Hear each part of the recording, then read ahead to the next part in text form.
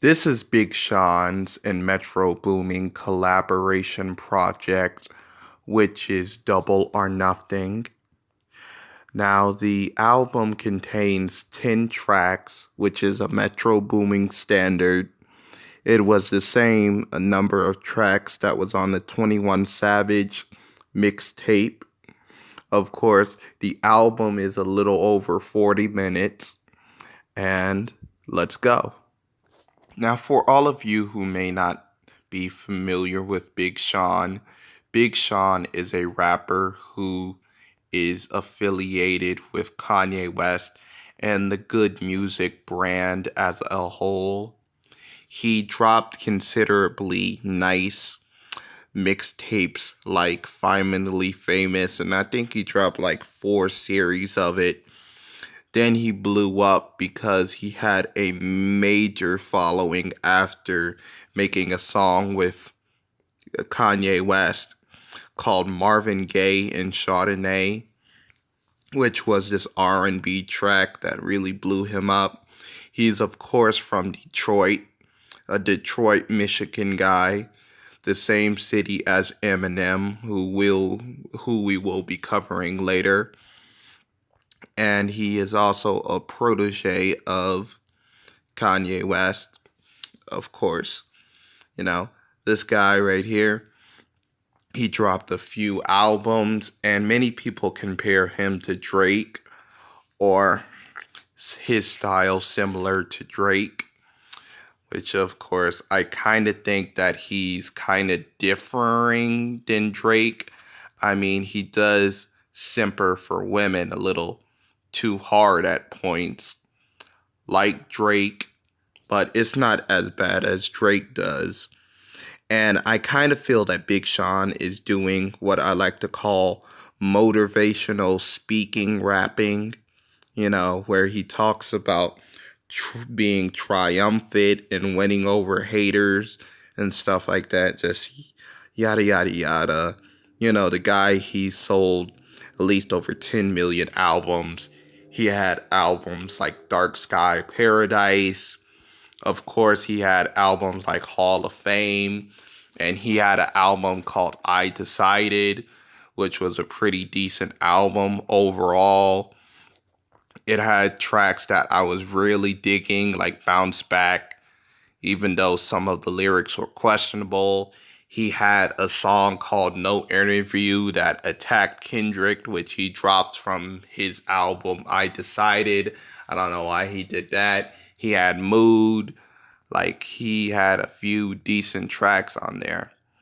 And he had this Eminem verse that, of course, got people lit, stuff like that.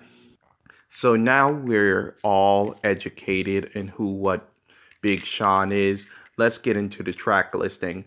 Now, it first starts off with this song called Go Legend, which kind of reminded me, like the title alone reminded me of a song that Drake did, which was Legend, how he would die and become a legend and stuff like that, which doesn't really help because, Big Sean is always compared with Drake, like music wise. Heck, he even says is on the song In Tone that he's charged up.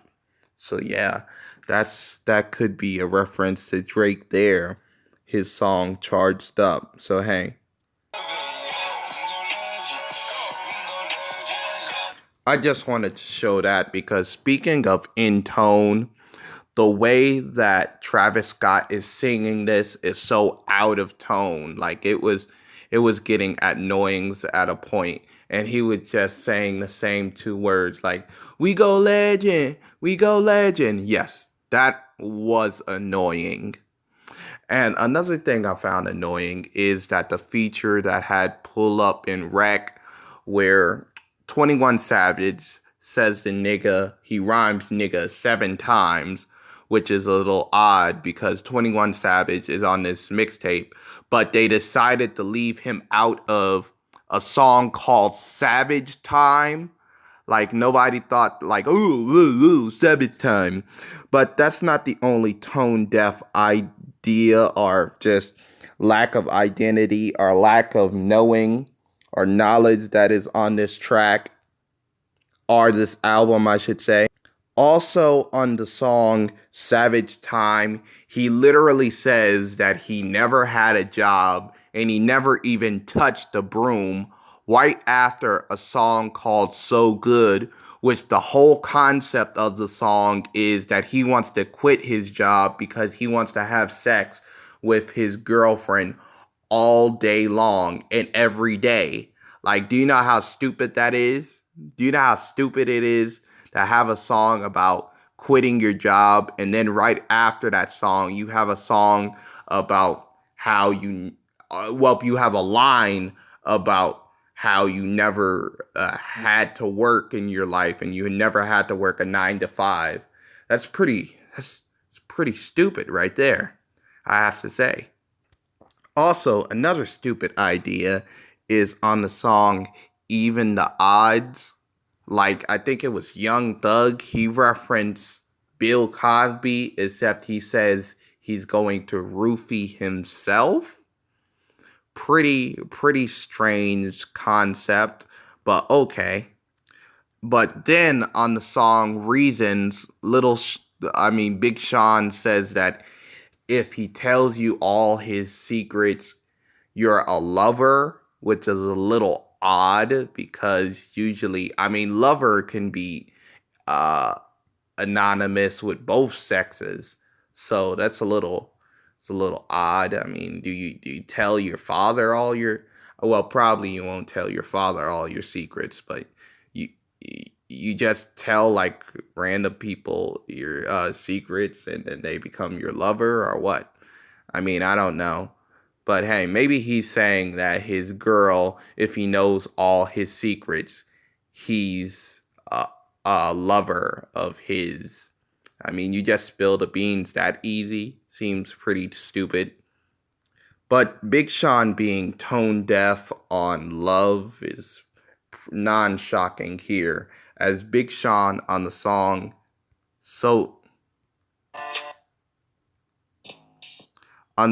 So Good, he referenced that the girl sucks his dick so hard that he sucks the spirit out his dick. Like, I'm a little odd. How the hell does that happen? I mean, a little strange. And he says that he doesn't, that his girlfriend's pussy so good that he don't want to fuck her in the ass. I mean, that's good and all, but you're the guy who made the song Ass, and you're the guy who made the song Lamborghini Mercy, where you reference ass, so I thought that that would be like your thing, hey, to tell you the truth. But speaking of like another tone deaf decision on the song Big Business, he referenced being a king, like he's a child of Coretta, as in referencing Coretta Scott's King. But you know, MLK's children, they're fighting over his legacy pretty big. So kind of tone deaf there with the whole civil rights icons. But that's not the only reference to a civil rights icon in this whole album. On the song Who's Stopping Me, he referenced Rosa Parks with a gun. So I don't think having a whole idea of Rosa Parks with a gun is such a great idea. And on the song Reasons, you know, he also, Sway Lee, he kind of sounds like the Dream on this song, I should say, or whatever. He kind of just sounds like the Dream to me. But so far, the biggest sin of this whole album is it's a pretty average and flies a little above average with the whole lyrical ideas or just lyrical snippets throughout the whole album that I kind of listed. It's only 10 tracks, and the only real tolerable track right here is No Heart and No Love, which is tolerable because it's not really atrocious like the other tracks and their ideas and shit like that are just say odd things. It's just average. And when it compared to the other track listings, it's pretty okay to be average, stuff like that. So hey, I'm gonna kind of give this whole album a 4. Like I wasn't really feeling it that much, stuff like that. Big Sean doesn't really do it for me and stuff like that. Hey, so hey, just if you feel a different way about this album, then you can tell me about it. Please like, subscribe, share the video, and I'm out.